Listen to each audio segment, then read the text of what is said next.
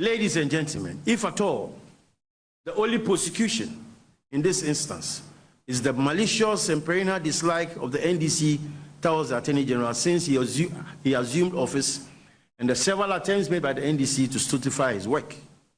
The records are there clearly to show that right from his appointment as Attorney General, the NDC has spent one of the longest periods in our constitutional vetting system with the hope of impeaching his appointment. But the Attorney General remained resolute to their administration. You all watched the live telecast of his vetting in Parliament, and you saw what the NDC took him through. He survived the storm, and he's still our competent Attorney General. Having failed in all these endeavors, the NDC filed a motion for censure to remove Godfrey Dame from office as Attorney General soon after his appointment, but this also failed. The NDC have since his appointment held over 12 press conferences against the person of the Attorney General. What at all do the NDC want from this young man? The youngest Attorney General the country has ever produced is working in the best interest of the nation. Yet, these people will not let him rest. The latest allegation by Richard Japa, the third accused and an associate of Kesela 247 in this botched ambulance transaction, procurement transaction, is therefore only a further ploy contrived to curtail the prosecution of 247 and smear the Attorney General's integrity and reputation. But this, I can assure you, will not work. We firmly believe that public officials, regardless of social standing, must be treated equally before the law, and they should be accountable for their use of public resources. Need is no respecter of persons. Ladies and gentlemen, the allegations by Richard Japa that the AG has on several occasions met him in private at odd hours and in person on phone to coax him to implicate the accused person is a complete variance with the prevailing facts. In fact, it is laughable. The attempt to selectively present facts without the whole is telling of the intentions of the third accused person. For the record, it is unacceptable that Johnson Asiedun Ketia will run a commentary over the alleged tape calculated to prevent Ghanaians and discerning people as such from making their own deductions and reasoned judgment. You saw him on radio, behaving like a choir master. Again, even though from the screenshots displayed, the alleged conversation is supposed to last 26 minutes, the NDC schemed to play only 60 minutes. 16 out of 26. The question is, where is the rest of the tape? Even in respect of what was played, it is apparent that there are repetitions, overlaps, incoherence, voiceover, and distortions, demonstrating that the NDC has spent these past days distorting whatever tape they played. It is no wonder that even this afternoon, we are caught in the same trap anyway. Even this afternoon, instead of commencing the press conference at 2, they had to wait till about 3 o'clock because they were still doctoring. We haven't doctored. We are presenting to you the facts as they are. Even on that doctored tape, the Attorney General never requested the witness to falsify, fabricate, or concoct any evidence or testify in the prosecution's favor. You all heard the tape. Where did the Attorney General lure the third accused person to prefer evidence against the first accused? With the load of evidence before the court, how can the Attorney General manipulate the third accused person? Indeed, if the prosecution had not made any case against Atuforse, the judge will not call upon them to open their defense. Let us throw those accusations in the dustbin of worthless material. Again, on the question of who initiated the meeting, even from the NDC's presentation, it is clear that if any meeting at all was called, it was mooted and initiated at the instance of the third accused person. We would like to put it on record that as of February 2022, when Jakpa requested for a meeting with the AG never met him and never made any arrangement to the Supreme Court Justice, Emmanuel Yoni-Kolendi. It was not until the AG was invited to the residence of His Lordship Justice Emmanuel Yoni-Kolendi in 2023 that he surprisingly met Richard Jakpa at his residence. We remain resolute and very firm in our minds that the Attorney General has never approached the accused person for any conversation, let alone request him to skew his testimony against first accused Gisela Tuforsen. The only meeting at which the Attorney General met the third accused person was in the residence of a Supreme Court judge, His Lordship Justice Emmanuel Yoni-Kolendi, who about 6 weeks ago requested to see the Attorney General. It is not out of place for the Attorney General to visit the said justice upon request, more so when the two were friends, even before the elevation of the latter to the Supreme Court. Ladies and gentlemen of the press, we are all lawyers, we are all trained lawyers. Standing here as a lawyer, if even a magistrate, a circuit court judge, should call me as a trained lawyer to visit him in the house to have a discussion, I will not, for any reason, say that I will not attend. But that meeting should not lead me to abuse my professional oath and pervert justice. Lawyers and judges drink from the same bowl. The judges are lawyers before they became judges. So if a judge invites me to his house, what is offensive? This is what the NDC wants to make capital out of. They have lawyers in their midst. Would they tell me that their lawyers never visit judges?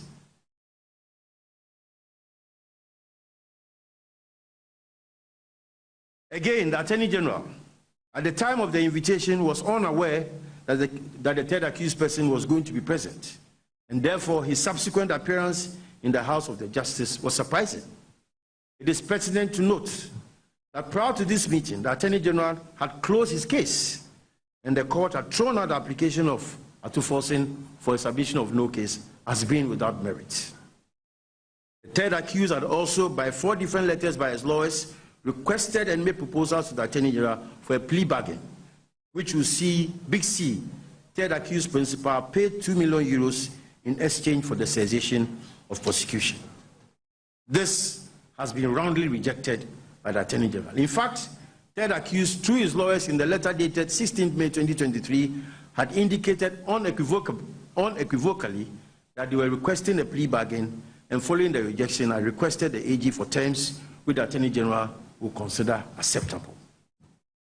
The Supreme Court judge, Justice Emmanuel Yoni-Kolendi, therefore sought to inquire whether there was room for a plea bargain, and the AG highlighted that he was not opposed, provided it was made in proper form, and assured third accused that he had nothing personally against any of the accused persons. The Attorney General further requested that since the charges principally focus on the public officials through whose actions the laws of occasion, Richard Jakpa should show fidelity to the transaction records which were already in evidence. Finally, there's also a record that first accused himself, Gisela Tuforsen, had, in the company of a senior parliamentarian, visited the AG in his house to plead with him to end the prosecution.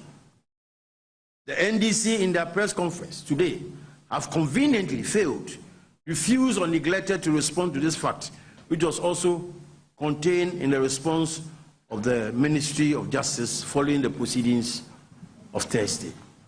Why will Atuforsen go to the Attorney General to beg for a discontinuance of his prosecution, and the same person will, through another video, say that the Attorney General is persecuting him? You can make the inference yourself. You are the best judges.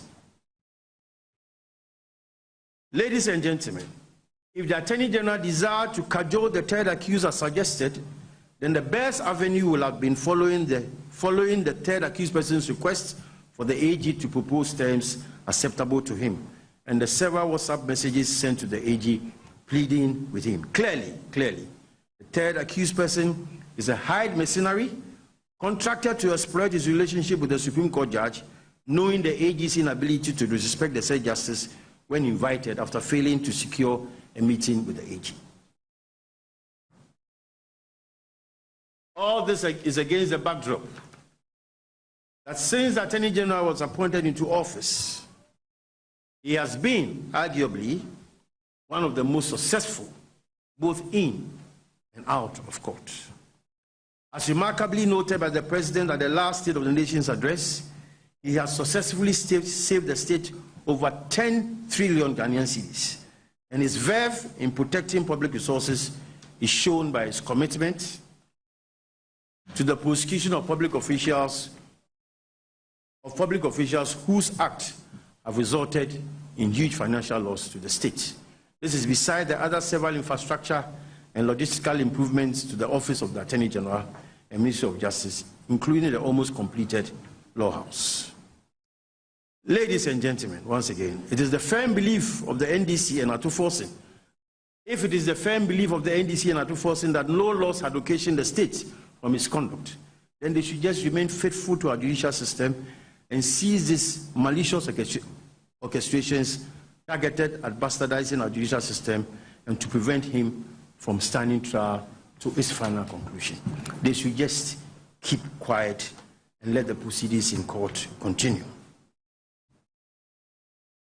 We are very clear in our minds that the cause for the resignation of the Attorney General is misplaced, unwarranted, and this will not put any spokes in the prosecution of KSL Atuforsen and his associates. Ladies and gentlemen, the call for the resignation of the Attorney General coming from the NDC is very, very rich. The NDC calling on the Attorney General to resign from office. That is rich Ghanaians. The AG will not resign. He will continue to remain witty, resolute, and focused in the delivery of his work, as he does always. The wheels of justice, we say, grind slowly, but eventually it will grind to a halt. Thank you once again for coming to listen to us on such short notice. God bless our homeland Ghana and make her great and strong. Thank you.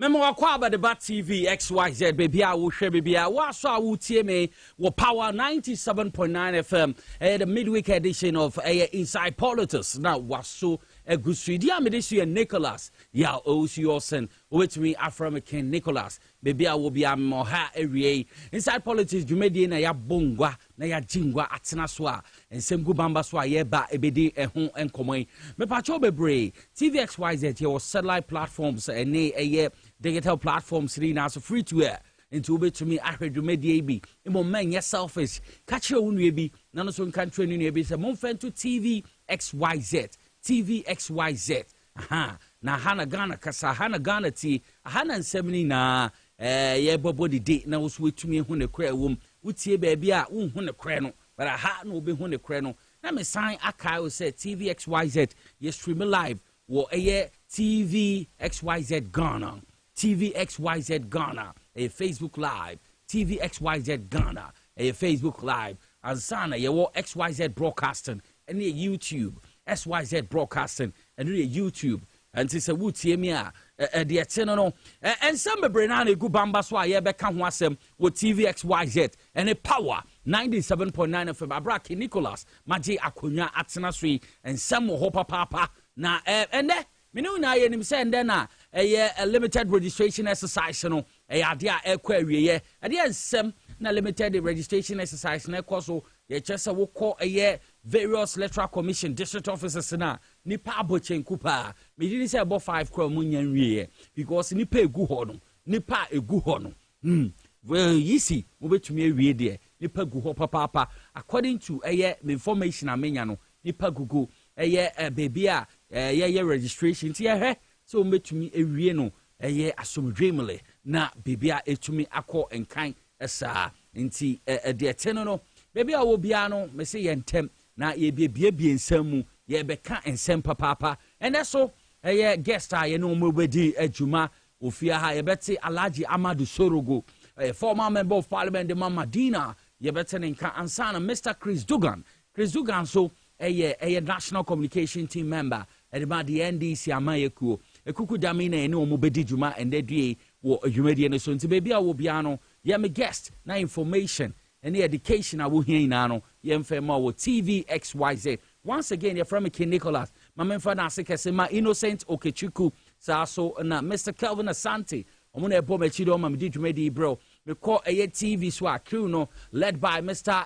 Ralph Jampo we call MCR hwa Mr. Ralph Jampo asofo ni na ene Mr. Peter omo ina no gu ha omo bo dwumadi cameras so oba Willie ene my squad ni na so ebo adwuma papa obi so a we say mu ma me ho ayefe pa your friend Lizzie baby Lizzie for the mindi omo ha agro omo ma me de Elizabeth enti be ho Lizzie for anamani age me nua papa bi enche me ne beji billions enti de etene no ma membra na ensem egu bamba so no ma yentumi embwe mo more serious note no em say ensem a wiki ye see mo a trendy ye papa na ebehra last week na ehasebo boy na ndisi amaye code to just say Tuesday Tuesday muntie ne ye Tuesday 28 ade on beba no motumi abeye press conference no mo bia nsem mo yi revelations ahro ato ma me ne wo yina no ye huma eko enti de etene no enye de asema ye behwa my former finance minister and His Excellency John Dramani Mahama now minority minority leader now minority leader honorable ato Folsom Kesley ono no honsem ebe pie mo say then time Ghana ye kra ambulances bia ebe kansa wo man Ghana ansa na His Excellency John Dramani Mahama be sorry bendra so no ambulance omo kra ba ya ho niam so be ka port abesin de yentumi enclare sa niam no honsem ye de kwadu ni na ye de bo honorable ato Folsom minority leader we na eden sensem na kopie mu court na kopie mu court no Ghana attorney general ye friend no Godfred Odame or say hey ato memo adem chese kwan bia so a obema honorable ato Folsom the minority leader we to me akodem na ensemi na court na court no kopie mu no ma yehwe owura terror accused ana say witness a wasem no ho wo court no ye kan so onko no so enko chirem mo nimfa asem no ho edin a eda no so Mr. Richard Jakpa Mr. Richard Jakpa ono a businessman no sound so terror accused ana say obi a no so tie na no asem ansana ye bua asem no ensem bebre na no do to dwa na ende no ma me pese ye di ho nkomo ne se ensem a obi abie aka no kre se owura Godfred Odame a oye attorney general of reference na adwo ne ye da hokra na empo no momo ye ya akwaye nhiem wo Supreme Court judge kese pa afie ensem ne di mo du ye papa na we na mama hu se enti aban lawyer ni no kwanyo ofaso no ende e chese innocent souls bebre na de dema ina no yetumi atsen fabricate ade nsema to nipa no so momudem because kwanya na opese edidi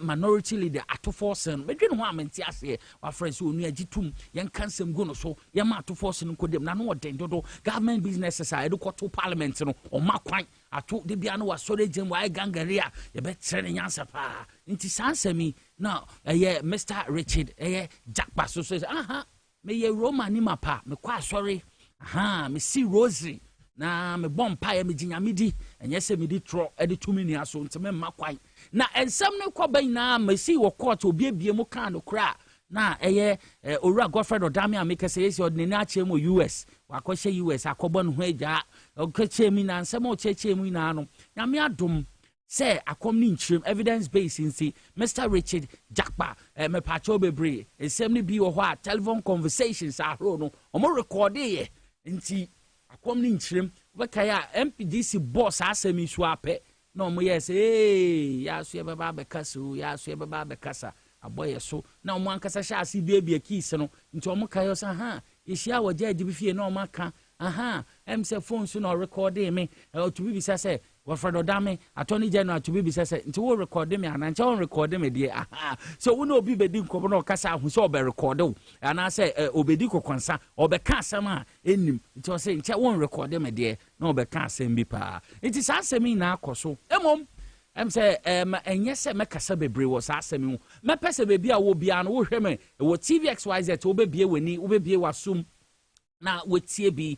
Sasuna mo amotie wo power 97.9 FM no so me pacho betie nsem ni bi papa endra and this amaye ko led by the chairman able chairman chairman general Johnson Asiedun Ketia endra omo ye press conference for the National Democratic Congress party headquarters ewo Adabraka na odi anim de nsem ni tuja but me pese betie telephone conversations and some of course omo record here mo boy me ye na ye TV how kwan alaji so gwani abrende no so be we mbe hwebu bi okita ensem bebre nti bayanko na yenko tie telephone conversations or recording no mu be bie metie yentie mbra tie bi na wo so. You see what the difficulty I have with your position is that you see frankly speaking fine as you are saying if I agree to your position how you want to go about it and how you want me to go about my answering questions and things if I go by that way frankly speaking I'll be dishonest because I know that is not how it's supposed to be. And I'll be dishonest, in such a way that I'll be assisting for someone I know is completely innocent about this. For example, Atu Forsen, to be jailed because I knew something was wrong, was not the way, and I decided to keep quiet and to answer the question in a way that will make your case better for you to jail him. I'll be battling with my conscience. That is the problem I'm having. Anytime you bring up this issue with Unikulende, when Unikulende's place, anytime you bring this issue, that is my problem I'm having. Because me, for example, I am in this case because I'm innocent and I'm going through ordeal. So I'm looking at another person also going to go through ordeal and through me because I know the truth and I decide not to say it because I want to help the AG make his case. And I ask myself, what is my interest in it?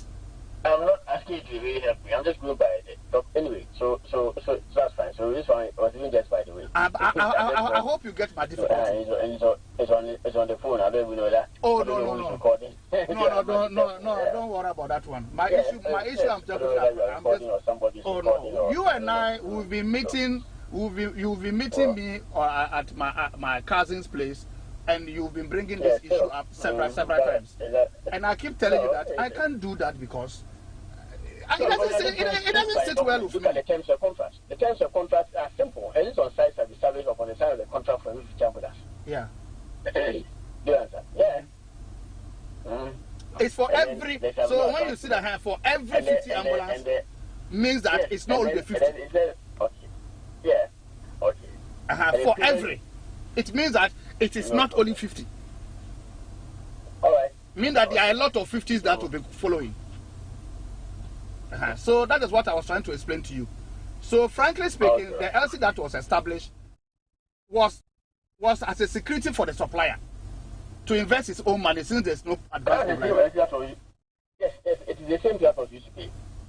Because LC was the means of payment and the agreement. Yes. When the conditions precedents are met. Which is what? I agree that I have some documents. That yes, the bill of ladings, the ambulance have been shipped and the bill of ladings are presented. That is when you can catch the LC. So until you ship the ambulances, you can't catch the ambulance. You can't catch the LC. But it was done in this case also. Yes, in this case, yes. When he shipped the ambulances, he then presented their documents to Ghana International Bank.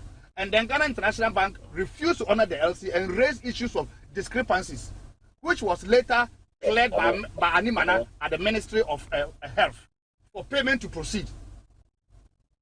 And that is how he was paid.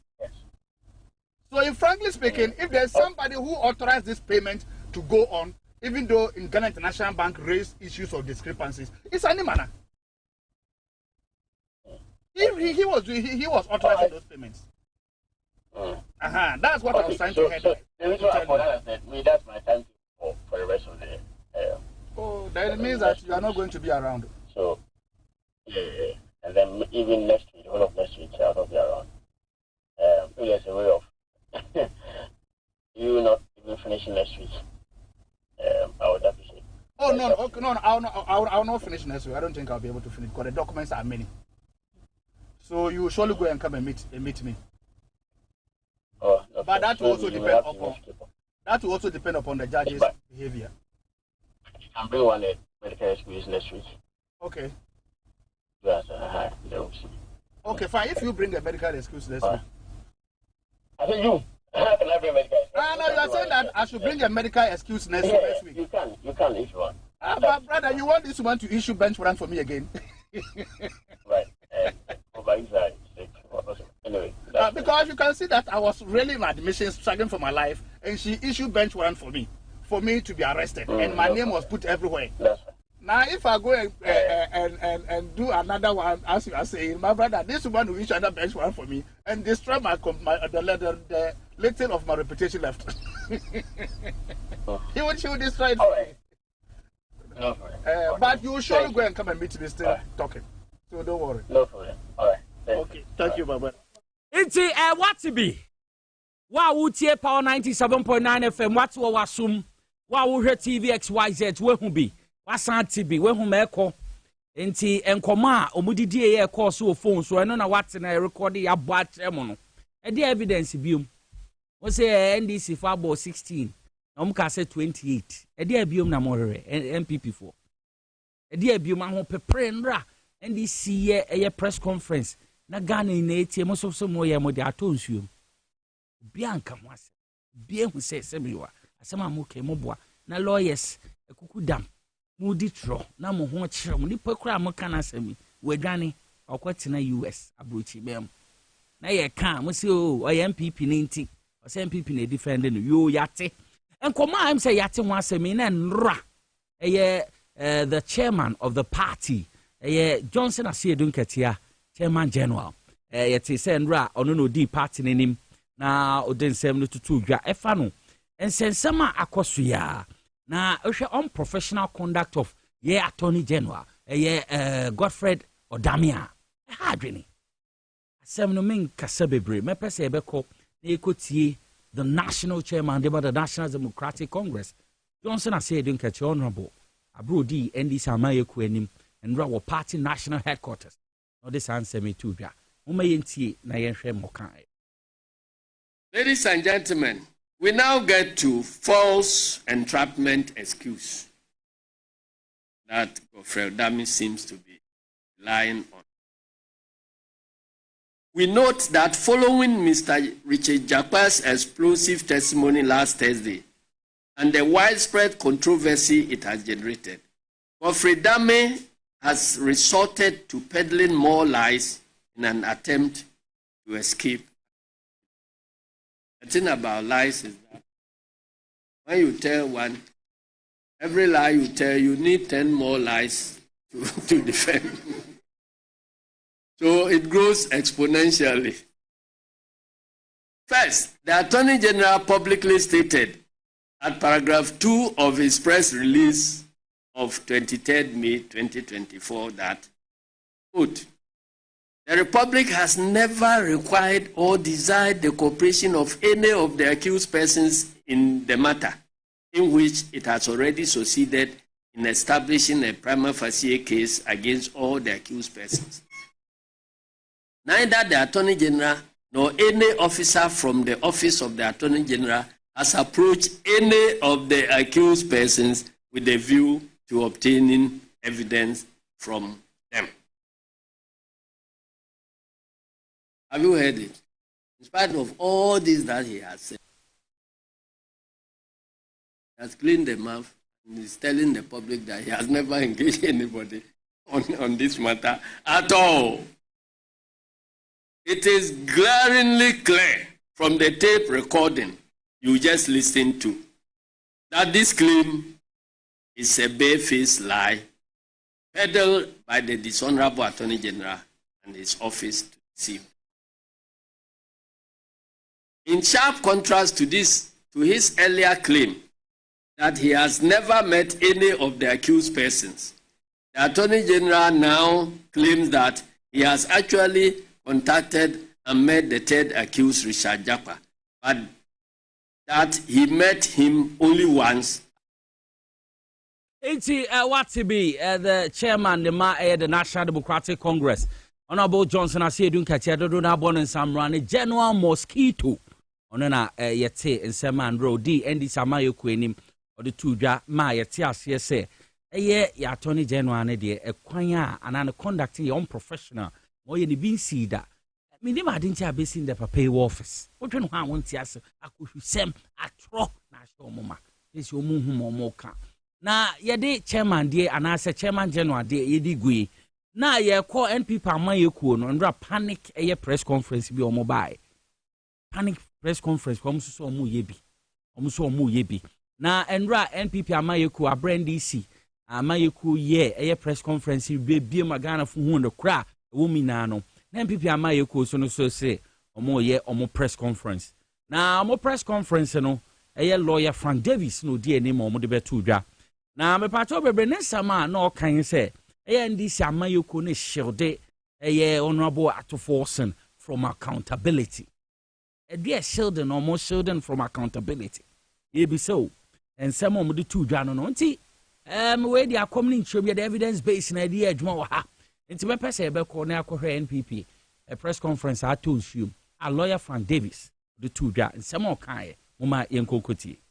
The NDC have since last week set in motion a malicious scheme fueled by lies, falsehoods, misrepresentations, blackmail, and needless pollution of the mass media, with the sole intention of obstructing the course of justice, scandalizing the criminal proceedings in the High Court, all in the bid to shield Atuforsen MP, minority leader in Parliament, and former Deputy Minister of Finance, and his associates from taking responsibility for authorizing some payments which resulted in a whopping sum of 3.27 million euros lost by the state.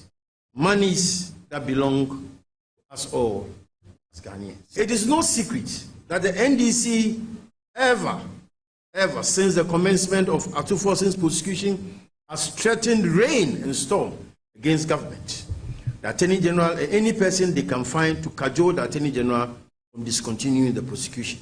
What at all do the NDC want from this young man? The youngest Attorney General the country has ever produced.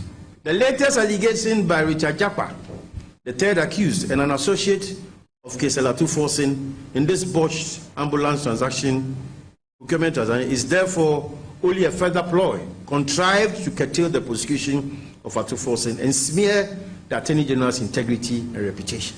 But this, I can assure you, will not work. It is unacceptable that Johnson Asiedun Ketia will run a commentary over the alleged tape calculated to prevent Ghanaians and discerning people as such from making their own deductions and reasoned judgment.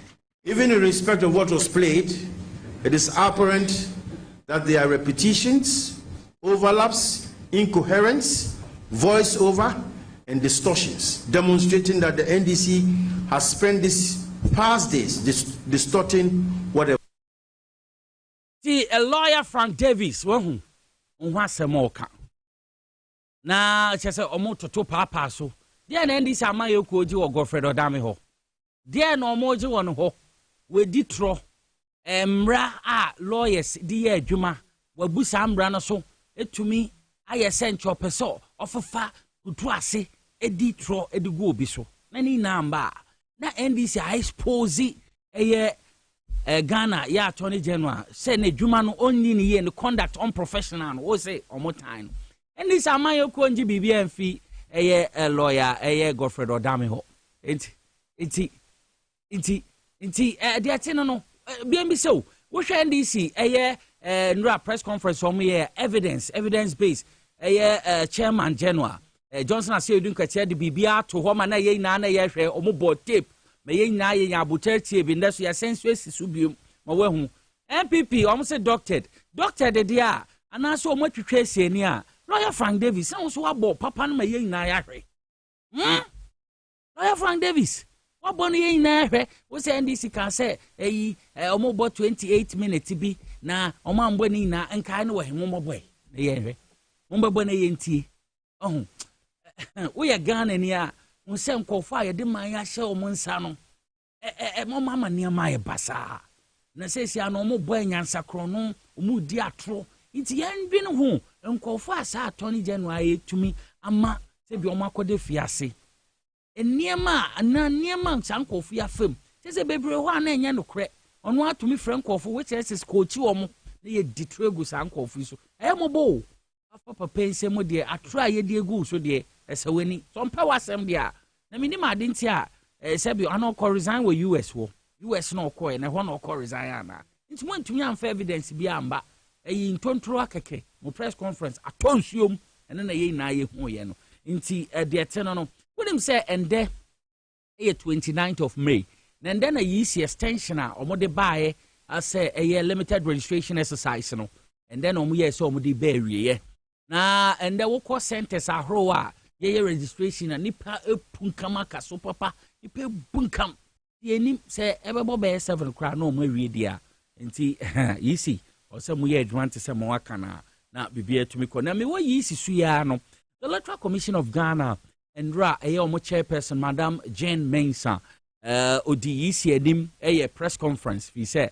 and that na dwumedie na exercise na eberiye na nsema odi betu dwa abra omo ye press conference no kan bibi medwe no ho amantia osema odi tu dwa ne say yisi ebehwe a omo sha ase first 4 days no data errors ni na numbers figures and this amayoku ama omo ani ada ho nti yisi de fa ha no omo say ente say say na tie records ni ti say ye na ye troy e ba ne say no mbe ye asema efi ma mi jemensa ho ban say yisi ni sa no omo ye kolo yisi sa no omo atwam Ghana ye duru ye wo ye 2024 ye yisi omo wo ye 1990 omo say omo data ni na no ye coral draw wuni mighty ma coral draw na omo de omo data ni ye figures ni na gugu sunte ne nti na ma ye errors ahoro ba ya figure we ba na figure we aba no abra ye na ye nim se Excel na ye de iti Electoral Commission sika bebrebe budget ahoro niema bebrebe mo be ka che se coral draw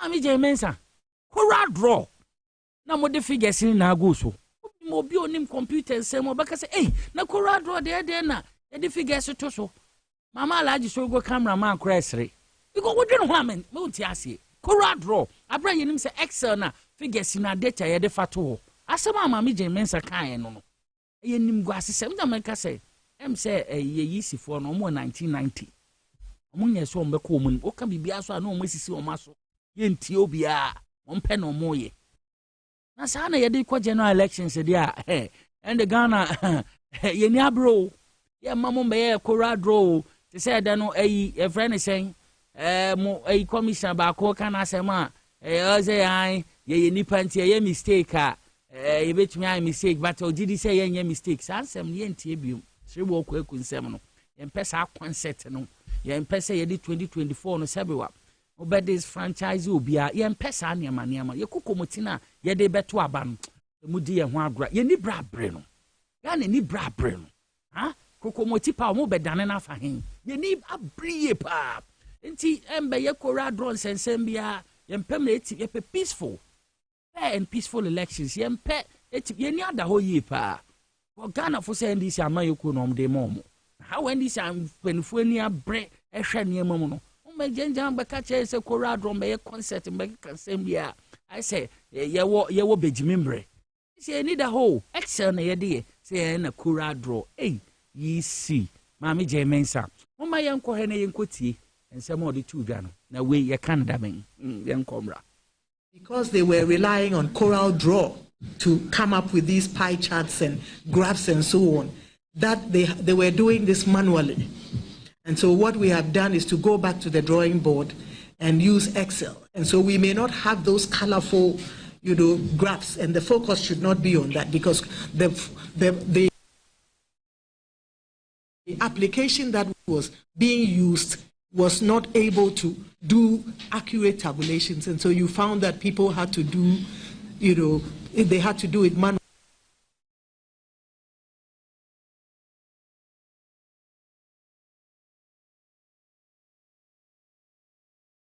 Iti Ediateno no Electoral Commission chairperson Mugabe Maase Nansa mo wakano no o se na kora draw na data na che figures no mo twetwe so eje gon no na mo de call Excel wa what be that enya Excel na dey yes an me ye calculation data dey Excel na dey calculate ye bibia ma some okay ano ni knowledge bi awo sa de no because aye me hu say Mugabe Maase to make kan kasa aye me hu pa ha Excel na dey kora draw dey aye den wodwe no hu bia wonti ase emom NDC Dr. Manibuama or Director of Elections Akura draw nsemi okeke ye a na Ghana fie ni abre ono so yi ano aka nsembi mepese beti aba nande ochi call rounds centers ahuru ni various district ahuru ni mekeka ho yisi nti yenko na yenko hwa abro call rounds omo ni omudidi ni mewum yenko mra.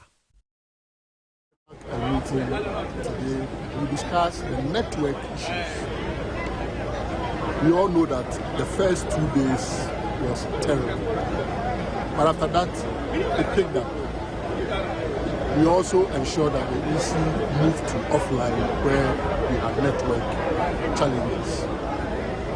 The extension by 2 days is helping set that we can have more people registered. We wish we had had more registration centers created so that the youth, the unemployed youth, who the Akufo-Addo government has visited on cold hardships on, would have been saved from traveling longer distances. But that did not happen. Beyond that is the next phase, that is tomorrow. Transfer and filing for proxy is going to begin. The law is very clear. If you have not lived at a place for more than 12 months, you cannot transfer your vote there. The only people who are allowed to transfer, if they have not lived at a place for more than 12 months, will be 1, students, and 2, security personnel, but not just every security personnel on special duty. Now, when we take students, if you registered just this year, over the past 23 days, we have agreed at IPAC that based on the law, CI 91 and CI 127, you are not qualified to transfer your votes because you are not yet a registered voter. We are now going through the process of deduplication, which is going to start very soon. So if you just register, the EC will very soon issue a statement that all those who just registered cannot transfer their votes from tomorrow. No. So that must be made clear so that people who just registered are not going to be walking or driving to the various district offices to go and transfer. The district officers will turn them away. So that has also been made clear. Now we come to the equipment that was stolen at the headquarters of the EC and the CCTV surveillance. We asked when the EC was going to answer our 35 questions. The EC's first answer was that the matter is in court, and we pushed further. After pushing, the EC has agreed that some of the aspects that are not in court, they are going to consult their lawyers, and then, based on their lawyers' advice, they will provide the necessary responses. We are waiting to see when those necessary responses will be made available. And so, in a nutshell, this is what has happened at IPAC today. Enti Dr. Manibuama na watchre mu say and the IPAC meeting ofi wa no wabwewrem na odin sem atutudwa no sanso call baby a ye registration ni na no ochinchi kakra no odin sem atudwa nti endi samaye ko say omamani ada ho ye pa na enya de a kora drone sem bia betumi aye bibia nti omani da ho ye nti we Ghana ni a de tene no endi samaye ko amomoni ada ho Ghana fo mani nda ho na enya de a dada bia na bibia etumi akonkanti ehon nsem na yate wo yisi ensem na mameti fi ewutu senya west ye say make say pintem bi aba ho kakra ewutu senya west pinten bi aba ho kakra nti megidi se mpenifo enko no boko no mo hwe na bibia ndidi meti biom so se okan kwe south eno so aveno ho no okan kwe south aveno ho no so ye tete se omune ye PC no se mpenifo bi omune PC no ye bibia project bi ekoso a eye PC na start do mako bi anim se ono no ye sa project no MPP fo na akwekotutu ebubu so omo na so omo sete so omo ye yes aveno asama abatu ye nim sesi a na aveno okan kwesa mo ye den ene star na ebenwini ene start do mako obenwini na mamo ye wa aveno ho no ye hu ono a oye project muntume nye onipa oba no wa ye kama NDC fo ye ade na mo de na mo pese mo kire ho no aha ti AMA mo hwe yi wo sa ade mo ma no kwan no nye adwuma no ene start do mako ke o me ye hwehwe no na me pacho bebre mabiom se wutie me wo hwɛ me a ene ye Wednesday meka se lucky Wednesday me ye ni tietiem se alaje ya hoho no lucky Wednesday enti se wutie me a me pacho men saka bo eye star 274 hash star 274 hash boni sesi a me pacho bo star 274 hash wo phone so ana wa send a Patrol baby so say option no ebisa say there radio station and TV option 1 na Power FM XYZ sa na obe hu no into option 1 wo send option 1 Power FM XYZ umia 1 we send there na ebisa say how many times no person enter draw no we no 5 Ghana cedis 5 cedis into me na wo di anchende me bo 100 Ghana cedis but 20 no chances of winning na suntumi nkosro na enye sika wati for more den utinye sika ni bi omo mudi na omo nse no enti me hrewa me nkofo abuguta krade bia na wo from Nicholas ebe de na ezibi obotum ezibi gwefo a wote Elmina kesis chama takrade eyi eko eyi na takwa ina mopocho tira me kamfante na akere honen wombongum na mara na osu benya bi na etuma akada mensa aka star 274 hash pacho bebre mamfa eye x na choro me no water na memfon kwanch me test na kakra me papa aha wa mama alaja aka mfante nti e de tene no me kwanch me test aba na samaba ekukudam ye wo alaja amadu sorogo ha pacho former Medina MP or senior communicator papa Wendy Samayoku o ha say aso ya ambassador the 24-hour economy policy a pacho flagship program de ba ND Samayoku obaba ba mo beka honsem o ya ambassador ne bag bon ho no ese wani enche ye beti onua Chris Dugan so nka ono so national communication team member me ba sesia.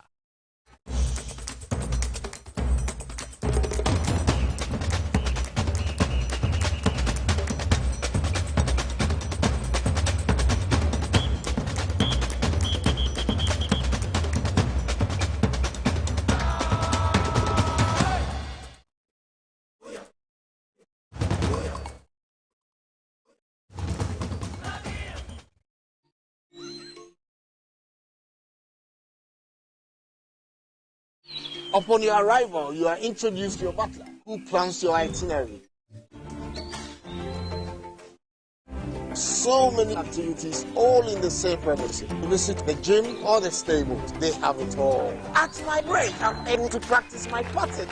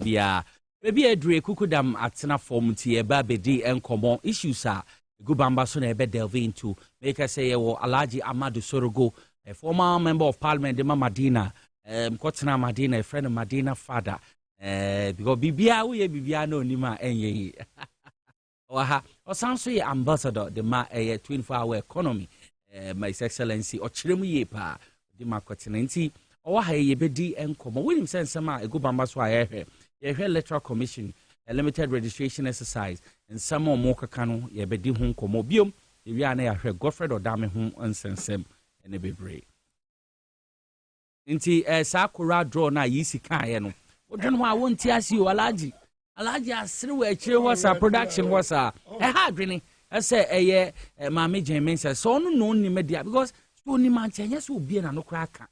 Say, na ye de corado na ye de data ni ade ye figures no but echi na ne je no ho na ye kofa excel obi anum se excel na ye calculation ne meka ti corado de ye ne sen am jane o man brief wa na white fuei ha apia him moment nya nkyere ma se enye sa na adwuma ne te na o ka corado de ni mu na apia enye hu Dr. apia him sem zo nim hwe party sem joy for the boys ye ne kosi won no so oye we no o chance e kura draw na na de enye sesi adwene ye pa nti Alhaji Akwaba minia e dia kokko de 24-hour economy t-shirt so na say no one o bag so so won check kama pa t-shirt me check masa ye nyina agi atum especially we obabunu na say this time baby I could read MPP for ne omu ye na akofo adoba omia maybe o makodri na say one transi andwini so obebo na 24-hour yetimi abaso na ehin na hoko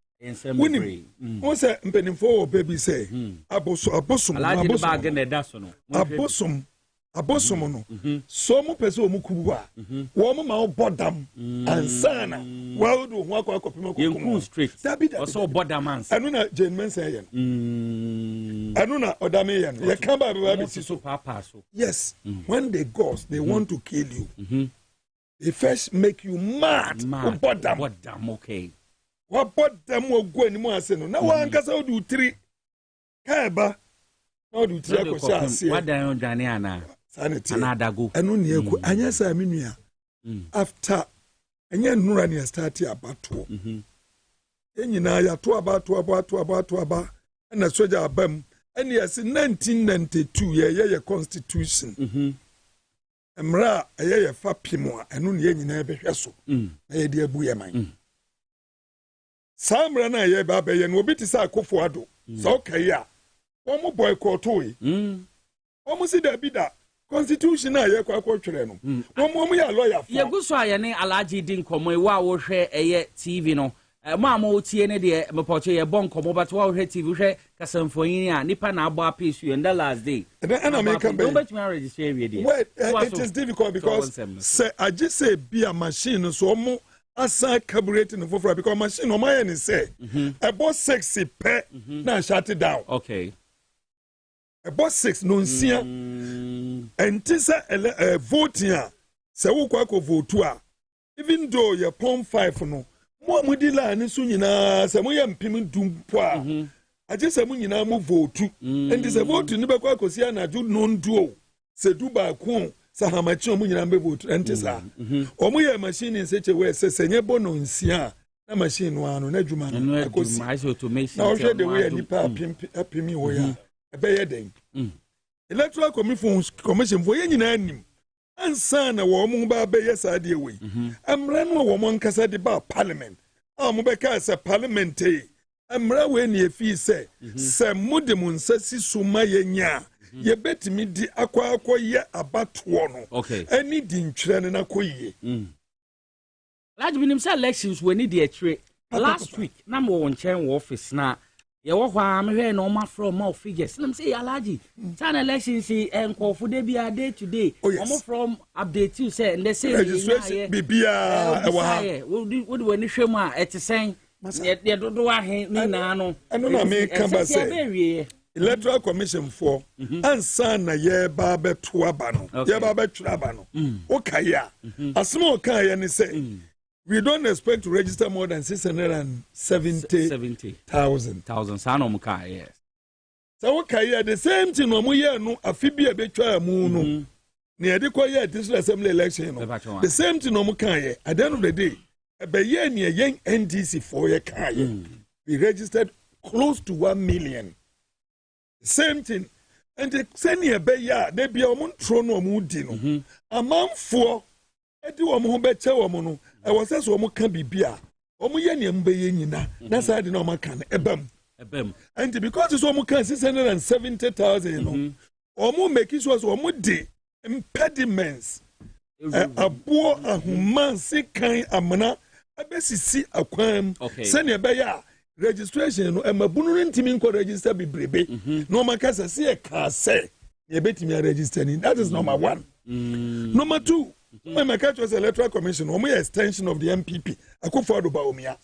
Mina make a mensa. The evidence in it say, what be a constitution, it say, so why you who pay fair, so we a party bar, we a party, a Juma, Waba, man for who are, and Nisa you do quite Electoral Commission. And Nisa do quite presiding member, and Nisa do quite returning officer, our Electoral Commission. Yankasa will quite to about men to my MPP and NDC. That be any part of any other to Abba. Nabum swear you who had I'm will be on to send you appear. He was a one way to send you Agiabino, a director of IT. Well, we are director of IT, Dima MPP. And Sana, Yababa 2020 by Wood Dimua Kotene, Emma MPP. You call radio discussion. I will now call MP. What's the word in FM, Sunyani? And I make a Sunyani. Yet they never pass. Yeah, communication. Would you know? I could say, one quay Electoral Commission. And we be American. I call we Bossman Asari. And the one anymore. Test come. Omu Petron. And a 1 year or Trom to a mofo. When you debate, we are winning one and a test come. No beer or no 2 for send a baby, we have made my MPP. No, a yet then or didn't question was a buy a barbatono. One question send a bear finching by Yajuma and see that. Germans and Ankasa, a dear non kai. The general secretary, Etimiko Casa, was Okasado. Or 3 hours he hadn't in our office, member office now was 3. Jen Mensa. That's what Etimiko Casa, democracy cry a woman. NDC as a party a threat to democracy. A general officer. And you know, Jen Mensa, Assembly Becambia was minty, Yamepena Maye. Central voter region, Lolobi, Otio, Central Fee. Massa, a barney saying, a barney saying, who visits us, I dear will see MPP stronghold and Kaja Mensa, when you know baby, one betuaba, and no crack. Massa. And then you chat to a crown. MPP for who say, because it's more fairly Ghanaians, chrono, dream, be corruption, ketasisha, yeah, former Japadiano. And now, one more collapse economy. And my Bruno in Yajumania. Roman Castle made no money mean. And nurses training allowance or money mean to teacher training allowance or money mean to Oman Casa, Crawford Mokasa, 100,000 workers from saying. Nasco say, Napco. There's an Napco, to come up and to know Emma Bunina.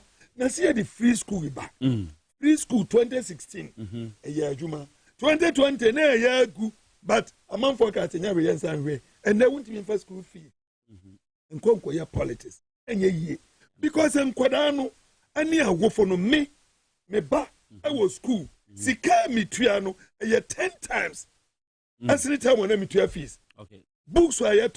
And in when you know an MP before I could catch a Germans and say, hey, Minia, so would be number Bununu register be breba. Must want to 20. Ne papa, as you must say. Where you name a miedi? Ne papa, where a taxi driver or Coto Petro when young shall be. Ne papa were a farmer. First, no fertilizer free, and then cocoa, and then cocoa. Every aspect of the economy, Magunu, and Quadano Sosono, one more bush for more parents and the war. Into a more there be. Say a mark coin, Nasan Quadano, a registered doa, on Betuetia. Okay. Especially one polls were ebe ka se polls wa nhwehwɛ mu ebe kyerɛ sɛ abida emabunu no wɔn betu atia because ebe fa akonwa no na unemployment rate no na ye 8.6%. Ye miemu akodru 14.7. Ye di 6.1 almost double. Intabede na mabunu no and ye di wɔn ntro. Nti no all this no come together no. Okay. The Electoral Commission decided say yam faculty ban se na be ya enya adwuma. But I can show you Cora draw. I can show you Cora draw masa baby ayadu 21st century. Ya to about. Na Electoral Commission won ferry. Je mense timi jina ka say Cora draw. Na net ye ba be use Excel. After no be use Excel. Next Excel by 10 years to current. Enyo de na asem no. Ne. Nti no anim gwasi aka mo no enya but no to papa so no. Whatever that they do. I almost said it, constitution no kire say obi a wanya 18 years say be one more dam. Electoral Commission said it say we register no making sure say we the niema toto a obetimi akoto aba. Hankwa and the Electoral Commission we are opposite of what the constitution is saying. Okay. Democracy is what? Numbers. But one of the official democracy no yantiso, and that is Jamaica for you. Benya Juma, hey, boys, you must determine whatever it is, they will vote and they will vote against them. And of course, because we are going to go where you just come and discuss. Yes, you better allow submission. Chris Dugan, a national communication team member, NDC. Chris Dugan's work. Uncle Chris Akwaba. Na bibi aboko de boko ye da nyame ase say yi sinsensem ya and then limited registration exercise ye dey kwa wiye wo hwe kwan a yi si omofa so register nkofo be 4 days problems here counter ye figures omu change ni mu sensem ndra omo ye press conference or say na a coral draw no omo use na echi no errors na be buy na omo use Excel they are calculating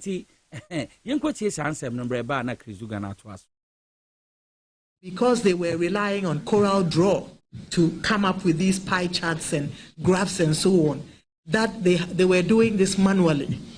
And so what we have done is to go back to the drawing board and use Excel. And so we may not have those colorful, graphs, and the focus should not be on that because the application that was being used was not able to do accurate tabulations, and so you found that people had to do, in main sound, what's our common trim, evidence based, and Yaminamati Habo, ye bosom came. Asama Wakano, what to be, Mamma Kine and one on us or the Atugano. Mamma call Chris Dugan or Chris Dugan, Yentil. Nedika, my main Faquania way, and here, my comrade and big brother. Nina Sabesi our hand. Honorable Alaji Surgo, a firebrand of NDC. Now me bra penny, name the chia bebreo because as I'm papa dear 3 minutes, I bear one juma. I mean chia me brother, name me uncle. Alaji Kundo. Alaji Kundo, Michiano, or a member of NEC. Okay. And the people of my constituency, the people of Tetele Sangule. Tetele 1 hour. And Chairman Adum. I'm the last week, my friend Crown also war. And Nami was Central Region. Currently, I operate at my boss constituency, Honorable Felix Fosukwat. Okay. Abra. Yes. We are bedges are seated. Votes in our fridge. We are just waiting for 7 days. The job day ground. Now you be fridge now you vote. No matter what the minister will do, no matter what Boss Masari will do. Okay. Nami Chairman Adum. Another hard-working guy of NDC in Tatale Sangul. I know more than Yachiamo and the hard-working people of NDC. You see, my brother, I would TJ Mensa Kasa, one in the boss man Asari, and the likes. And you see, another wing of MPP, it's the Adamaka, a Rija. Would you, Masama? You don't need anybody to tell you something for where I come from. Mukasa no chrono kasa. Isi che. No, we did awa would tie someone okay ya. And your chrono kasa ya kasa by. When him. And your chrono kasa. And that is why I've come to agree with those who think like me or with me say, sir, is we no sir electoral commission we no, and check the electoral commission no. A evil commission. It is an evil commission in the sense that this is the commissioner, say, she's leading the country into an abyss. Because a number what you day in, day out, her actions and inactions is endangering our democracy. Obianim, civil society organizations are aware. The so-called clergy are aware. Out of hypocrisy, Obiaye this NDC for yene and takwayenku. Meanwhile, takwa kanya NDC tako. We are fighting for this country. We want to rescue this country. Yenya independent 1957. Yes, I conquasumu 8 years in we need another independence. The only way I gonna bet man yafa hundie number 2 is transparency at EC. Pepper your enye juma. Now we have limited registration. Me who say limited registration Electoral Commission say mean be branches no ewo office mean be offices be bia this a Miami office. Meaning those of us who are political actors we know, and I'm happy to meet a veteran, a well-experienced parliamentarian here. Yes. This is the man who has served the people of Medina for a good number of years as a member of parliament. Yeah. So he knows how stressful, how tedious it is to get people on board, to organize people to go and even vote, let alone register. This is a one idea. Sawufri Gary Kuka. Anahi no free biano, send office, baby an office one. Quite about first arbitral in one found. As if Ghanaians have to now beg to register as citizens to vote. If not under Jemesa, and because of Akufo-Addo ni suni ni bainti, we are Ghana ni we are mabuno kotuaba o control dia. Before we dimba ko voter register, mama wanya card say we are Ghana ni uba tuaba no. As a patch will be, it's not your right. You've lost your right. Menu ka se wo kwame kwansansi a obi ti beye na only there.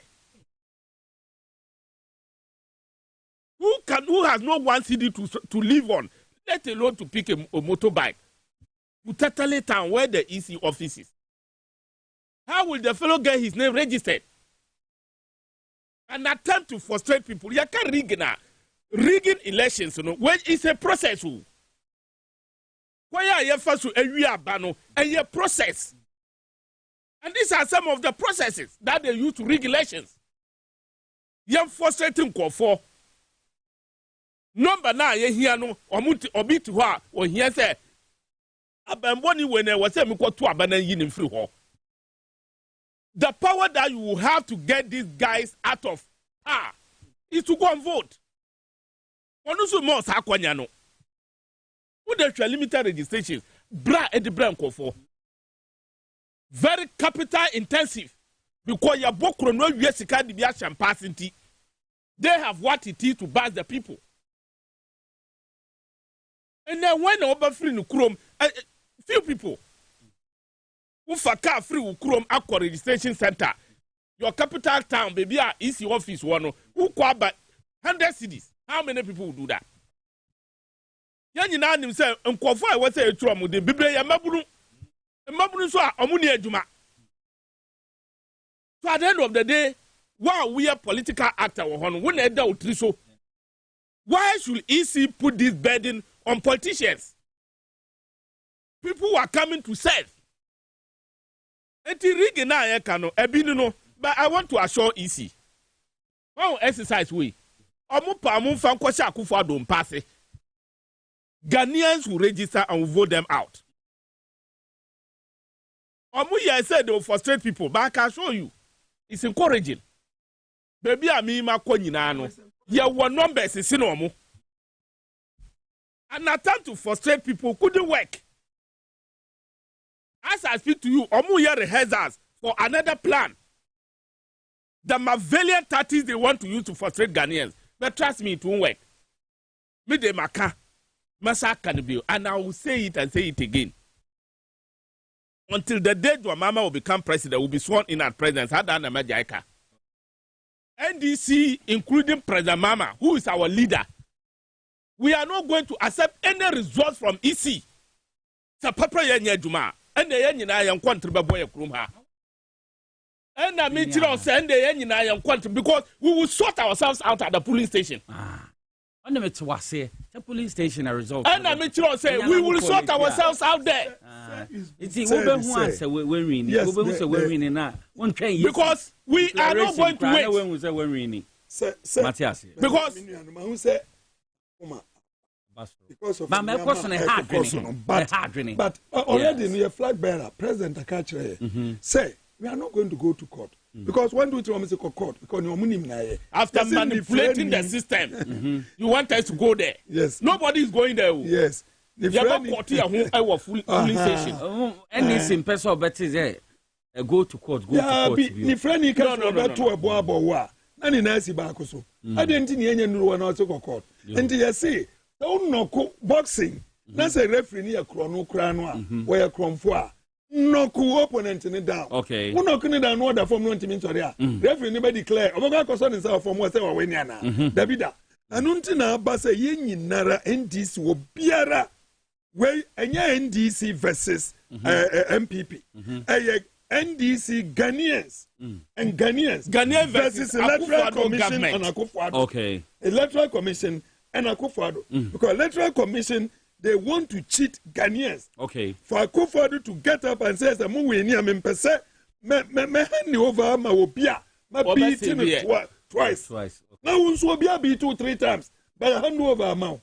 What kind of? I know crowd there. I know crowd one with the bar. Akufo-Addo is a serial loser. Everybody knows he's a serial loser. I know crowd me sure what can see.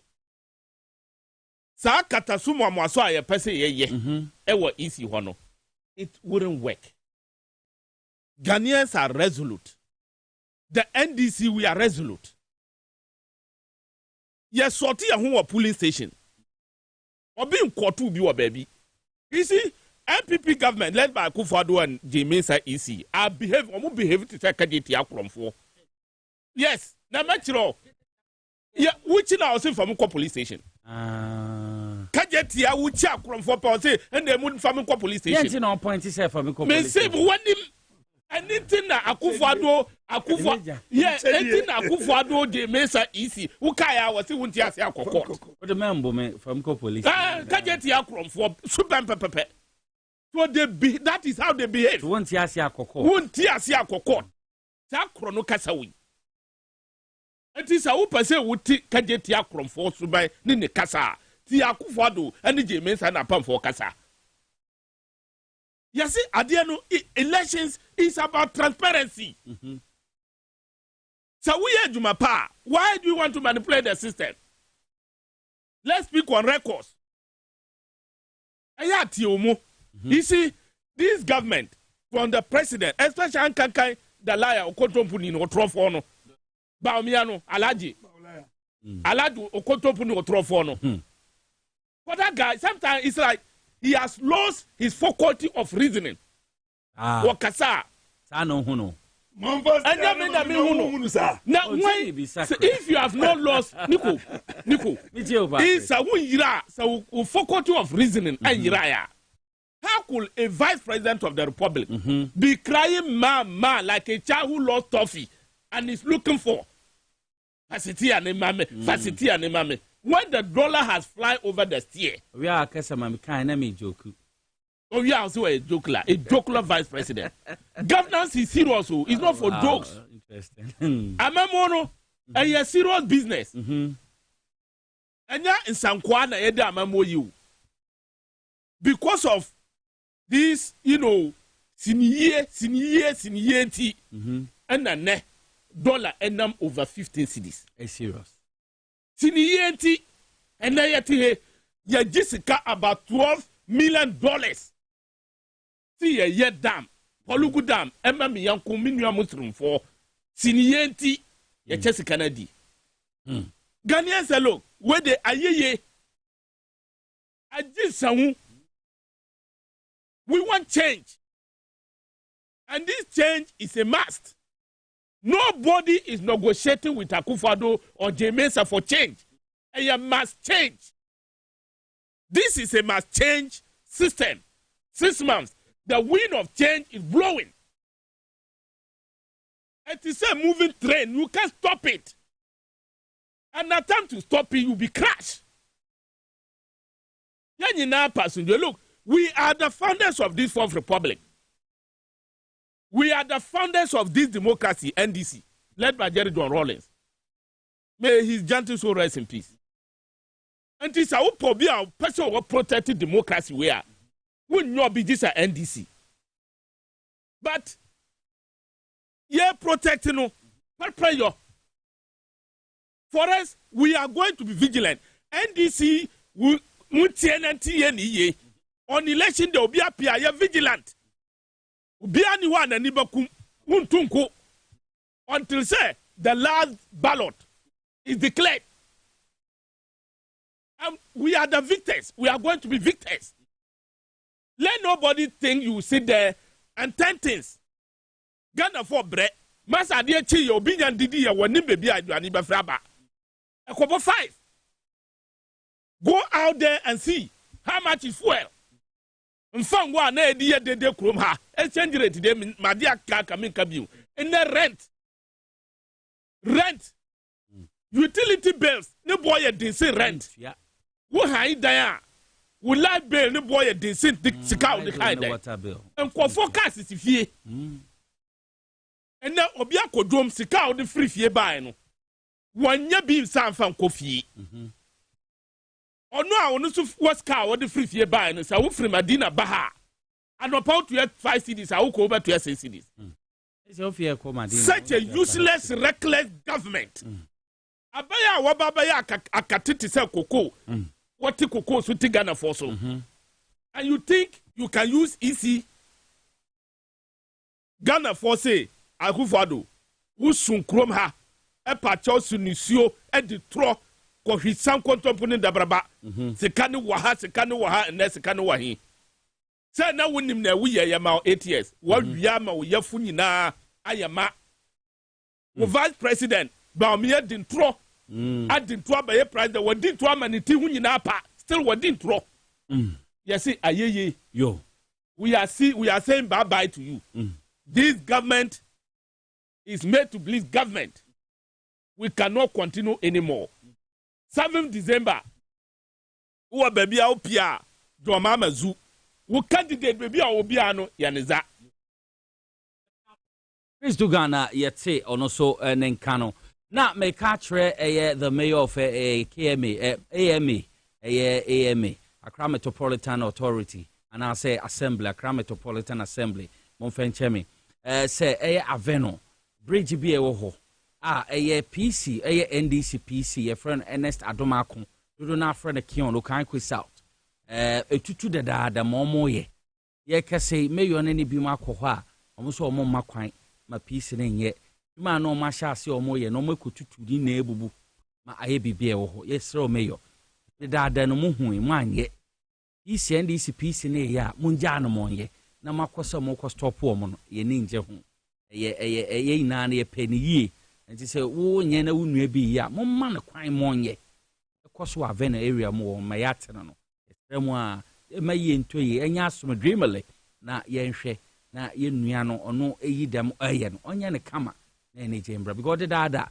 ya mamo 7 years 6 months muntumi nye nso obi ya mosemo mpene beko bubu ekotu makoso nti makoso okankwe south no chema yusifo bichecha mu na matise mu na mo ho nti akese nkomom ye to aso dia mamenko Alhaji Amadu Sorogo ho Alhaji am say yedi kan hwe ambulance nsensema no so ebe pie mu a yedi eto honorable atofo so ese den no ye deputy finance minister nti ono no hwe masa ambulance ba ye mo bi otreto so ye clear ambulance ni we money ma ye be hye ma ya ambulance prekope no because it's a quarter wo porter yen clear e de mu nsem bebre aba ora Godfrey Adam oye attorney general or share obi jakpa say nto ondi Toronto no so na yem prosecute no e den sembebre aba and NDC press conference call so omabo tape I say telephone conversations call so boni na I say evidence the NDC they ato na yehwe yenua Frank Davis almost MPP bi ntumi am evidence bi anto e den sembebre aba we na ye bi say nti nipa bi kura akode ma attorney general e bia mo ye asa na o ye nti a innocent people akode ma na alaji ensem na aba no ano enya ye nti we. Well, first and foremost, no me feel saying omo enam attorney general we ene omo aisise ya se nyina me ma omo yako enye se bia dodo na di fo ana omo ho na mom ni yehu se no amia beti ase ese se attorney general kan adwuma ni se obehwe na nokure adadi na perepere akoso na sebi o ukojina court wa because yenyina ni enim se the Kamanyo Semua party a politics executive a president and da no many ministers no omo ya partisan party for chief executives obey executives managing directors because of your constitution me sorogo Maria Tato says NDC bar e was say ye futum ne yemu nsesai okay and the power kese no akoma president no because ya use constitution when fear biasa any actually nti me fi say nipa da sani sabe mpeduasa ayo mpo a nkeka bi beka ho ya bi beti amo aye niye nti akoduru sebe bia ya duru no constitution no was ye futumu na niama ehia ne yifrim na ne ehia ne adikote ebi ni say ye di power authority akose nipa ba ko nsem onu nko a say owenia with appointments about 5,000 also ye no wakase say ye no na wo eno ene ye wo mo anu mo tro constitution no ebi o mo adwene amma se ebetimi aba se kabi ma min ka bi aban ye benya wo bia wo ye president no de no adwene ye se nipa no na ato abayi udi a ene president no bibi o ye bia wo de nyansa ebeto ho wo de ahumobro ene tima ebeto ho ansa no aye ama o mo adwene se ye benya president bia on the constitution e ka se kotwa ni ti a o misa left and right obetwa ni ti na akoduru na edu ni anti senka politicians ni yo mo nkwase asem sebi our executive level na eba parliament na sebi parliament nso ye nkwase asem at the parliamentary level because the honso no politicians ne gua enka koduru the judiciary dia hono sebi wunya ndisi wunya MPP nka ho de wokwa ho ne last place akoduru a wo se ye de tentene papa no eto na ye de tu nsani ani na nokure na wo se ye de to na sa akoba se honso attorney general wonu na ye the head of the bar wonu constitution na yi no say wo minister for justice and attorney general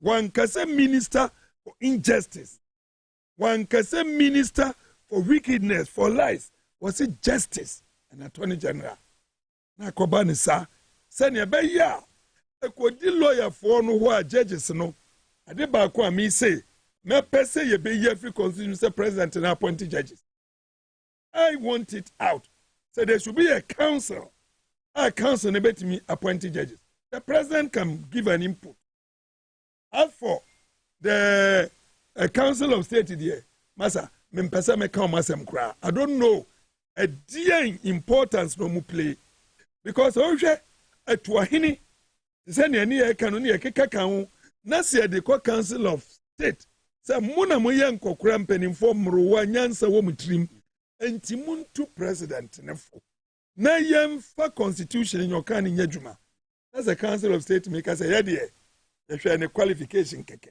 sɛ party owó mu deɛ adwuma ɔyɛ ne party deɛ mfa ho a na yɛ wɔ asɛm bɔ no bo pam no otwa no akɔba sɛ ambulance yɛtɔ wo yɛ Godfrey Dame anam sɛ wode ahyɛ w'adwene mu sɛ MPP wɔn opposition no NDC yɛ corrupt wɔn ayɛ wei wɔn abɔkɔrɔ wɔn awie wei wɔn yɛ kitasehyɛ na wo baa yɛ ɔbɛhu sɛ daabi da ade no ɛsɛ saa nanso nte saa ɛna wo kaa sɛ wo baa wobɛyɛ sei wo anaa woyɛ akɔkora wo ma mɛpɛ Ghanafoɔ sika dwirim wobɛtu aseɛ womfa obusuani bia nkɔhyɛ aban mu wobɛyɛ sɛ wobɛyɛ sei ɛna wo baayɛ ɛna afei deɛ special prosecutor na woyi ni sɛ wɔmmrɛ mɛgyina nam na yɛnto dwirim ase no ɔbɛka kyerɛ Ghanafoɔ sɛ saa wo papa president no waa mu na woyɛ dwirim ne hene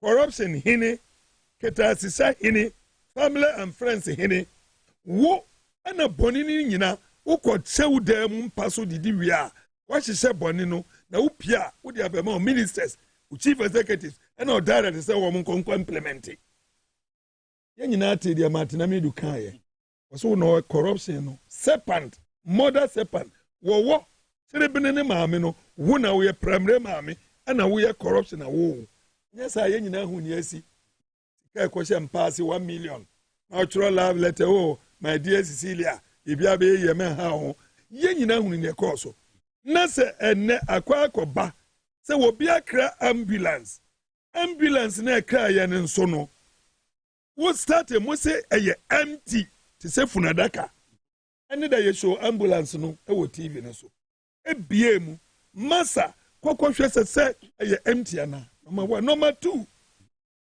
yɛka sɛ ambulance a ɛnneɛma no yɛkra ni different from different countries obi kura timi kra because we pay the best ebi a German for when we timi yɛ the best British we timi yɛ say ɛna van no ebi a yɛ no okuro wɔ so yɛkasa yi yɛkra nneɛma nyinara wɔsi yɛde bɛhyehyɛ ambulance num ɛnyɛ aban na ɛkɔ spend kapre ɛyɛ company no big C yɛfrɛ wɔn sɛ big C ana wɔn mu ɛna ɛkɔ akɔhyehyɛ yɛkra di na ba abɛdu na ɛnam sɛ tiri mu bɔnni a wɔn so nti mo decide sɛ yɛma de ne nka hɔ efi sɛ si eyi ba na sɛ yɛbɛhyehyɛ no ambulance no mu a yɛntimi nkɔ kasa ambulance no ɛyɛ funadaka biom wɔnum nyinaa akyi wakɔ court a wokɔ yɛ yi baabi a wodi nam ne case no wɔ court ntimi mpɛ sɛ mɛwura mu kɛse ba nea yɛ discuss a abɛyɛ public view a yɛn nyinaa te ne deɛ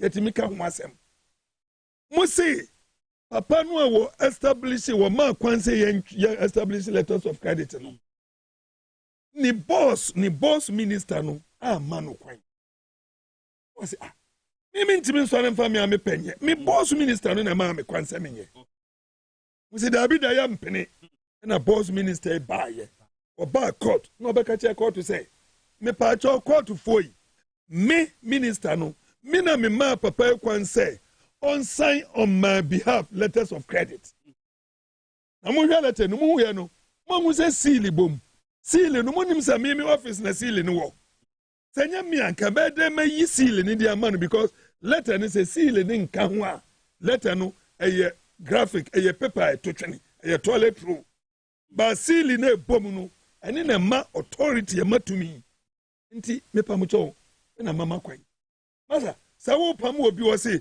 anya wo na me bɛka sɛ yɛ me a case sign ahi bi omranke yɛ kɔ wo se kyenkyerenkyerenkyen sɛ na wonim nea wo yɛ wo kochi wo ne nam odi ntro na Davis deɛ mfa na sɛm yɛ me ya na me respect ne but wo mama di ne ho yaw wɔn antro ho sɛ wodi ntro a ade kyerɛ wo yere befi nto bɛsɛ di ntro deɛ defending ntro no tie ne no okeka nsɛm ɔka yɛ nyinara tape no a yɛ bɔɔyɛ no wona wo si yɛ 26 ɛne abɔ 60 na then na aka no bɛbɔy because wo kura wo original tape no ade na ɔmmɔ na Ghana fo nyina ntie anim guaseɛ ɛyɛ baabi a enka Godfrey Odami won resign keke enka yɛde ne bɛkɔ the same court wɔ ya bɔ no kwadu papa ni bi criminal under one law was she rules were ye did dear Sam Nanka no chicherono nyamfa conscious cells and yet just sound resigning se se me no kasai Professor Piaget was one resignia yam pamuno akofado mpamuno and sorry former director of Ghana Law School was one TB da I was here fire no Masa MPP and Kasam Penimfo ni bi Futa was me MPP ni ba de we de obi no betimi defend hey ayade a time me ne wo kasai adenti na papa yi kan sa wo God wo ba be jina ka kire me say ni say aden how many times no frame your committee and say aka kire me say me pesa me ho son wo a memfa to dazi memfa dansi kurumu mra se ne be ya wo betimi dia to dazi akoshe cell wo de ne be ko prison na me yes adia me akwa me ho be ye krunkrum na japa sa media minim se me ya boni bia na me ntimi minim indi tronto ato force nso minim se ne me bebe kan nya no kure na me di tronto no me ntimi nyasa me da me ntimi me body ni nyina be shake ne kure asa to the point say papa we say Godfrey da me ntimi ka che ne say me kwa brochire but me pesa me wo ansa na wa wie adwuma cross examination na ya wo no papa ni so o pese me fi say me nya wie se enti no wo de kwa wa to me wo say na say wo be kwa patu adi ntro a kire court ni say wo yare me yare say wo say kokko ka kire doctor no one ma odi excuse duty no correct say wo yare I have never heard it in my lifetime. Say, Attorney General, a coach will be standing before him for prosecution. So one couldn't draw. And doctor, my doctor and some paper man so yare. No one fan come court to know. Papa name so yare. Send your beya, who back what never breach that ba and sign a free case. No, Massa, when Mukra no say, why you don't know what you are about. And a papa Nikacho will say, hey. Opa say yes sir issue bench warrant to me so ana opa say ma mi sa di me kotumu ana me mpa me ho asem okay na mom mekọ no bro say na be yo baba betu asa pam no twa no nsam no wo hwe so a e follow bibia kwa training the dead until the MPP for can say yeah hwe wo mo no so bia wo ya wo mo de mo communicate so wo mo communicate wo esre Unwa time esre. Midi ba wiye ya no se ne be obekasa na masa ba no na wa. Masa, is simple and straightforward. Every sin will be a 7 na junior bie. A wo nim se nyame wo ho obewu da chida. No no nko akose fom. Obeka kire Godfrey Dame say resign. So wo resign a Akufo way fire no because enyo ehon nko a apart from the office, Attorney General office, no, I go through court because what in Trone court no, na se court no finance no di babe buya. I better na court no eti minya training papa. You get the point I'm making. Yes. If the court you say I'm depending solely, na sa sima ya kan, sa ya no krese una wu coach no. So on din tro dance krumu a. Masa ya koya na buy. And it's straightforward way, there is no argument. I am challenging the MPP for Davis. One job, papa, no can even for the first time. Okasa na no to na no papa. No, I read the way wrongly. I did cry at Traman so kind of intimate kind. Yo, hope. And to the pam no try no. One moment original tape no so one. Na Ghana phone in NTA. And yana no some no control no paper so no attorney. One more. Ayanim Guasia. MPP for nyina a lot of people anya we nko other in this for odro mu ejina court bi breno anu the same trick and on person yisu medase bu ko kwase na nyame o show jejire medase alaja madu sorogo anso otuaka mamen call Chris Dugan yentie menua asam no court ntino okay say ntini ye bobo so yeah come deep and there was a Kamagana for a tiasi and Tina who nkofo a no muti krum ha no de ebeka ya ntimi si ekwan you see yen charge you be financial causing financial loss to the state na yen fa ntum abra nipa no enye boni on causing financial loss e ya se film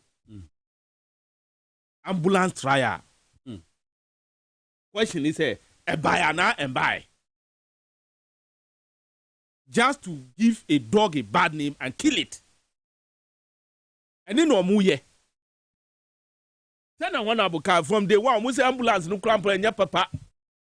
Acadian Fidia was say Yari for Dawa and nurse for a war this rebini ho.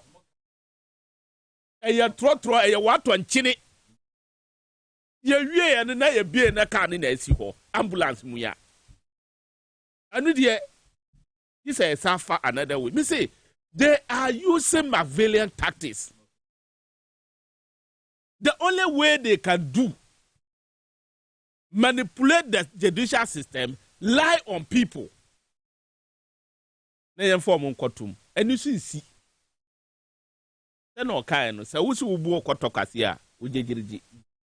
So from the one, from Dr. Puni, any unconform war court in Baba see minority leaders one about two forces. Me say, some prosecutions we know to me they are regime prosecutions. These are regime prosecutions. And yesterday, when the National Chairman of NDC, when Abu said Katia will release audio, any WhatsApp chat, no, I was vindicated. Say, these are regime prosecutions. Because what here audio now, you could see it clearly. Say Attorney General, the disgraceful dummy, has no clue about the issue. Jakpa was rather taking him through. Jakpa na chire no. The way send the assembly city. Only knowledge, only knowledge. Clueless. Omiana no suntie. Onu ye small kwaka yesi. These are Goro boys to Akufo-Addo who have been made ministers and co-menini. So they don't know anything. Very empty. Kwatie audio ni ye. Jakpa na school no. Explain it channel. People be kwa wantie Jakpa say ye ni sa enye ye. He wasn't even aware, say, before even the importation of the ambulance, there was an LC. Nimni na. And you know, Andra MPP force Omuya Kanta press release against the movement of truth NDC Diatuja. Omuya now are moving from fry pan to fire. Yes, our press conference now, and they didn't get anybody to lead and read their press conference, but a lame lawyer who behaved and talk as if indeed he has lost his faculty of reasoning, to the extent of calling the national chairman of NDC, General Sedu Katia, say he was behaving like a choir leader. He was behaving like a choir leader. Look at that. Are you coming to address the press or you are attacking your enemy? What started and say, I didn't know that way. And to quote Fulwa, na kaka. Johnson said, don't katia. And the audio and the WhatsApp chat about the misconduct of your disgraceful Attorney General or dummy. He respond by disapproving what he has said, debunk it with evidence. What can in some in the concert party he couldn't provide a shred of evidence to debunk what Johnson said on Katia and NDC has put out there. Minya, and run among say go forward Ghana look, Ghana papa Ghana pray for 8 years. If you have people who think anti-clockwise way like this, very anti-clockwise, anti-clockwise. But however, Frank Davis, if you are a lawyer, I just want to remind you, we are in 2024, so come along. MPP must come along. We are in 2024. Adia eya fake biano e original wo. Enra, have a lawyer, Frank Davis. You are a disappointment. And never be a bimu say to me call law school. Sometimes I can't get it. I can't come into terms with it. Lawyer for binimu kasa. Sometimes I say, what? Who say at the end of fake? The NDC has released a fake tape. Yajatum for original libra. Adia a fake piano, no original wo. If MPP really mean business and things say NDC, your tape now really a fika. We are challenging them. We dare them. They should produce the original. They should produce it. Now MPP at me produce original tape. Say ampa tape way and now original between Japan Asia Mekris Minkasa radio so bien akopim say beto aba. And see so amunsama no mukan ehekwohisam. It was baseless. They have no any evidence to stand on. Na eyedai na AG which will be court. Say nipa no adibone. Na wo wafra adansini echire asama akwakoka. Asam we no if no under MPP. If not under Akufo-Addo Bawumia leadership, how can you be that wicked? Because Atu has been too hot. Atu on say budget no. Ntokrontokro Atu bu shame. He levy. Atu was fighting for Ghanaians. Anya MPP for there. And that is what they another trick. Very undemocratic of these people. That is the way they can do to cow people. And to young huna young fast am to so. Now, Attorney General Subaino, yes, scandalous. Not only scandalous, but international embarrassment. That we need not take it light at all. Baby, by this time the president are fine. I am surprised this guy is still at post. Now we were a man who saying yes, look, the be me say, Ada nya chumba free krumha. Ada principles and truth. Ebe dit into man wa krumha no. There will not be a party called MPP. Because nya chum any trono omunum ni tise mo jedru. MPP mu kuni pakurapo no mutawechi. How could you show your face to defend this disgrace? This wickedness of a man. So oni patimi catch obi say the trogu nu atuna enfanintum. What do we stand to gain? It's very scandalous. It was so bad. Because when you can say Jakpa propose say ope the bargain. Jakpa never did. It was a big C. Okay. Big C company. Oh no, say look, yeah, company be a din. Ako we asa fana nyina. Enti yampe fi enti pam no to arrange bacho. What is a kind of about 2 million euro no. Yeah, ready say. Yeah, the music mamo. Van ya be fire there. What's it that? And again, ye nia bria ye pesika. Ani brise pesika amu bokro no. Na 2 million euro eba. And na euro akodru 17 cities. No be the 2 million aba beboa. Adentina musi ye mpe chinchin ye pesi adu atu Austin. And SSS because you didn't throw atu forcing. Because you didn't throw. Masa we enye juma. Koko hwe niam esisi wa say. $58 million.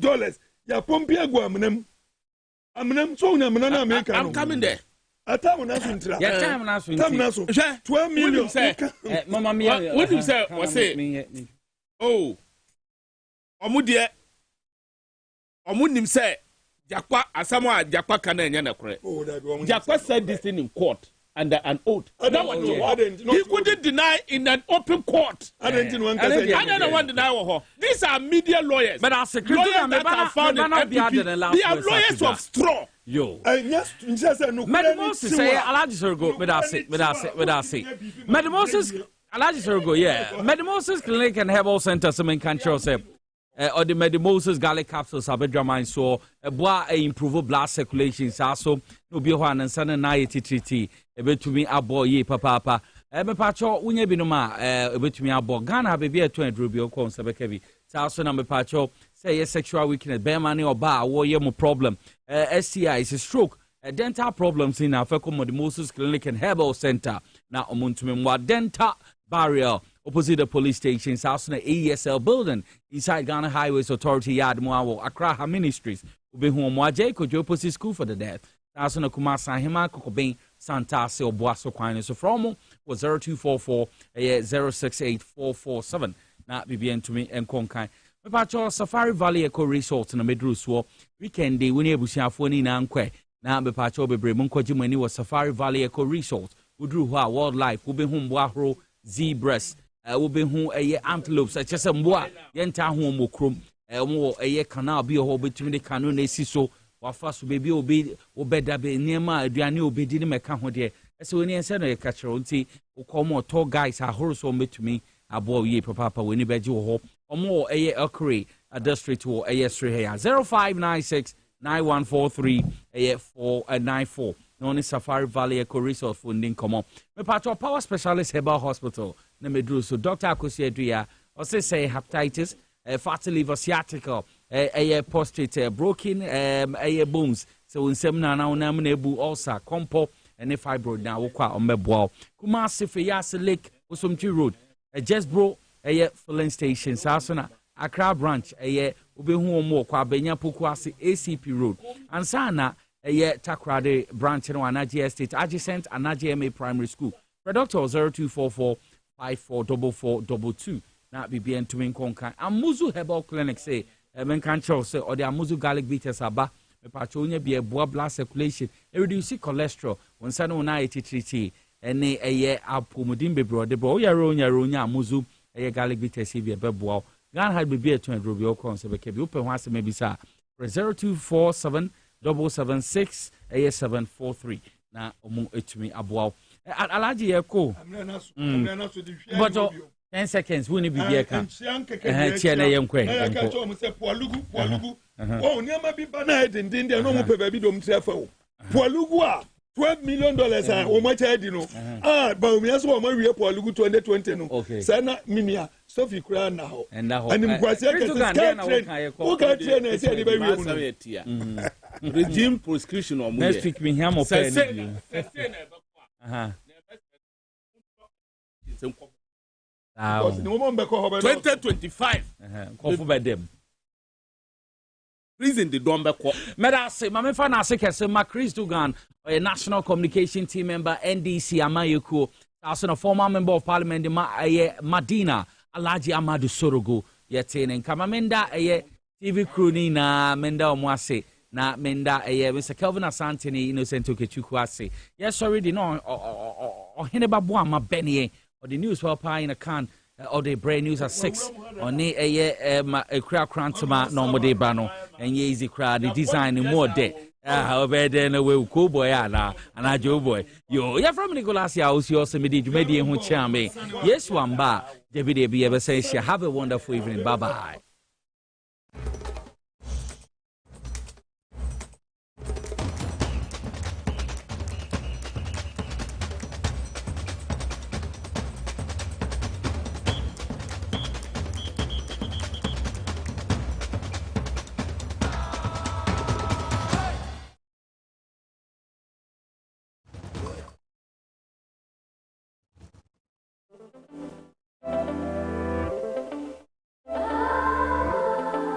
Ladies and gentlemen.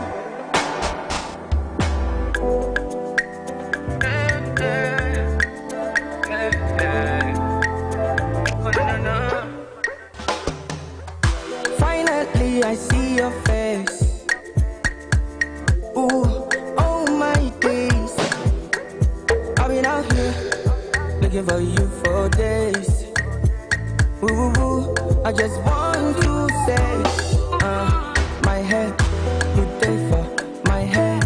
I know.